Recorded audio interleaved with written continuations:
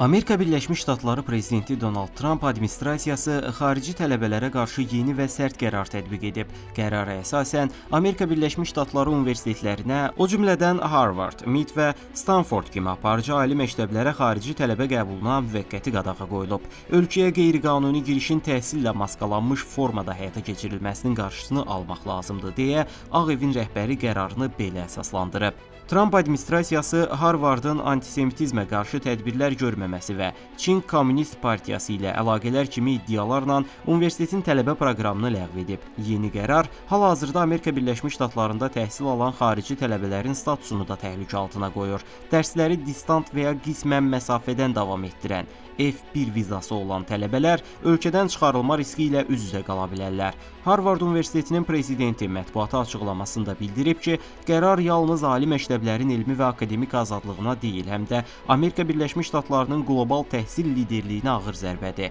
Onlarla universitet artıq Trump administrasiyasına qarşı federal məhkəmədə iddia qaldırmağa hazırlaşır.